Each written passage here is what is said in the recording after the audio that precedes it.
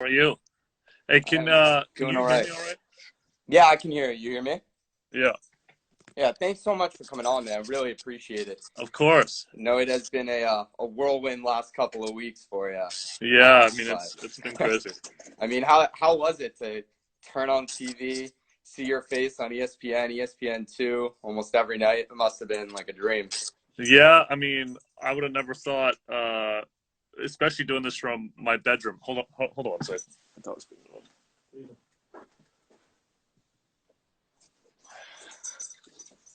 Sorry about that. No worries. Yeah, I never thought, obviously, especially with everything that's going on in the world, to do this from my bedroom, and be on ESPN. It was pretty crazy, but obviously, 2K. It's very important for us to fill that entertainment void. Like obviously people are missing basketball, and we all are. So it was very important for us to kind of like allow you guys to see NBA players like still trash talk, still kind of have some fun, and then obviously all for a good cause. We gave $100,000 towards Devin Booker, who won the tournament towards his charity for coronavirus relief efforts. So all in all, it was great. But I mean, definitely a dream of mine. When I was a kid, I'd get home and watch SportsCenter all the time, and Stuart Scott and Keith Olbermann and Rich Eisen, and I would have never thought that that would happen to me. So very cool. Yeah, well, I know a lot of the fans worldwide appreciate that. It was definitely entertaining with a lot of people sitting on their couch. Look, I definitely want to talk more about that. I do want to acknowledge today is Mama Day in Yep. honor of Kobe's last game that he played. It obviously has a different meaning today than it has in the past. Just wondering, what does this day mean to you growing up playing basketball in the height of the Kobe era? Well, I'll go back to 4 years ago today, which was obviously his last game when he scored 60. And I live in the Bay Area, and the Warriors that same night were going for that 73rd win, and that was like the big story going in. And then I just remember everybody shifting over, even Bay Area fans shifting over and watching Kobe just completely steal the show as he did over and over and over again in his career. And now we look back 4 years later, and obviously this day has changed a lot. But I mean, I think everybody remembers where they were during that both of those moments, right? When he passed away, the sad news, but the elation of the great time that he had when he scored 60. Both of those moments stand out. There were so many moments. Obviously, a big part of a lot of people's fandom growing up. You know, not old enough like me to love Jordan. Kobe was your guy for a long time before LeBron, and so he's a big reason why a lot of basketball fans are basketball fans, and it's obviously it was very sad. It's still sad, with his passing. So I think we're all still trying to get over it. Honestly, like I mean, I remember I just gotten off a plane. We had just had the first basketball game ever in Paris, which is so interesting because obviously Kobe's background in Italy. So we had just landed and back here in the States half an hour or so, and then you start seeing the news coming in, and it was just devastating. And it just that was it for the next month. That's all anybody could talk about. So still shakes everybody to its core. I didn't know him very well. I'm not gonna lie. Like I met him 3 times, I believe, and all very much in passing. It was very nice to me, but I mean, he impacted this entire generation of basketball players. A lot of my close friends were very close with him, like PG and Carl and Right. whatnot. So it was very devastating, and any way that we can celebrate his legacy as a brand is important. So today was great. We're gonna continue to live on his legacy in 2K, and it started today with that locker code for a pink diamond Kobe card, which celebrates his final game. But now it'll give us the opportunity to look at his entire career, going forward. So Yeah, and I'm sure a lot of people today will be celebrating his legacy for sure, whether it's watching his old highlights, phones, computers while they're at home playing 2K. Yeah.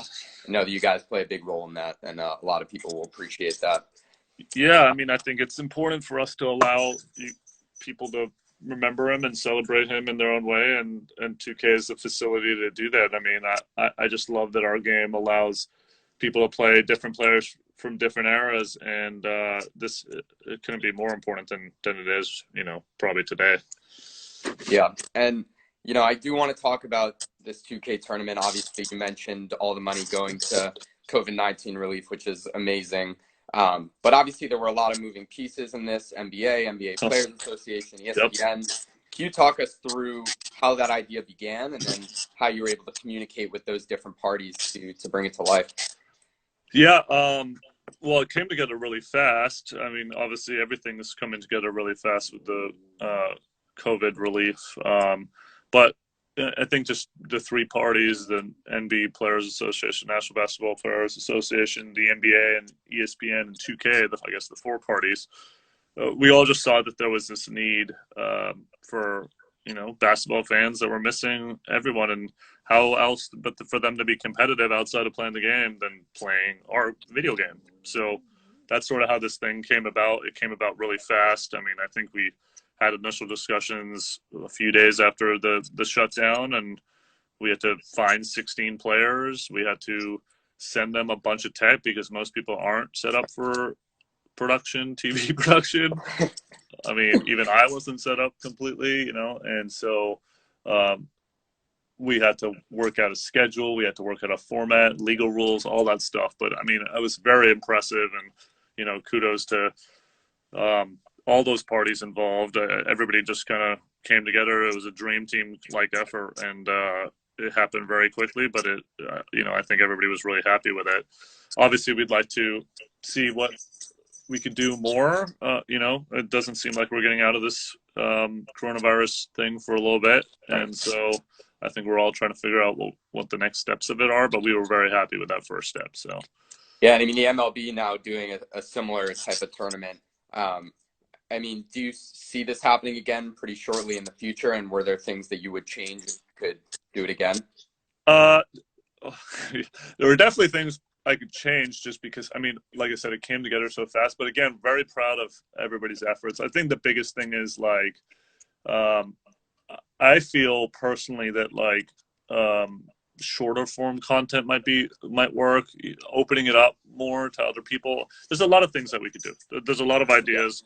We discussed a lot of things, but again, very proud of it coming together. And then, sorry, what was your first question? What was the first part of the question? If you would do it again shortly. Yeah, I mean, I think so.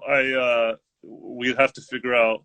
I mean, the one thing is we crowned a champion, which again was Devin Booker, but then do we just take his crown and run it back exactly? I don't know. We'll have to see how we kind of freshen it up and make it different, where it's not the same exact thing a week later, Yeah. But I think so. I mean, I think we'd like to do it again when however we can. Again, the biggest thing is how can we entertain fans leveraging our game. That's the real key. What life that takes them, we'll see. Yeah, I mean, I know you said.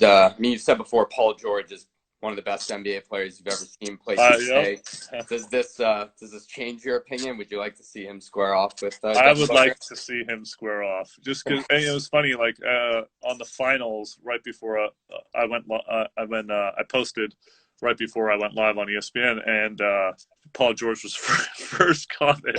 He's like, man, I should have done this. I don't know why I didn't, and yeah, then I think he wants in.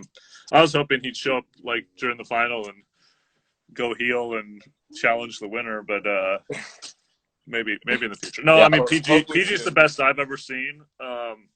But I mean, man, Devin was really good, and I don't know. I think I'd be really interested to see how that would shake out. Yeah, I mean, I know you've also been doing some simulations yourself with some influencers from different cities. Can you talk about the importance of influencers today, whether it be to 2K or just to brands in general? Yeah, well, first of all, again, that was another like idea attempt to fill the entertainment void. Like, could we? I mean, these guys that are on the fringe of basketball culture, like Quavo and Offset, and the people that we had on, seeing them play and have a perspective on what was going on in the world, but also on basketball and what their part of the business, how it impacts basketball, was really, I think, an important first step towards the 2K Players Tournament. And then the 2K Players Tournament, I'd like to maybe pick that back up, playing influencers again, because I think people miss them as well. Like, it's not just basketball players, it's athletes that are missing. It's all entertainment, people. I mean, you're missing your favorite artists. Like, I was talking to Fabulous on ESPN the other day about this, but he just released an album like literally 2 months ago. He had started his tour to promote the album, and then 2 shows in, he was shut down just like everybody else. Um, that's unfortunate for him and for his fans. And so, can we leverage our game to even give these guys a platform? I think that's also important. Um, Sorry, I didn't completely answer your question again.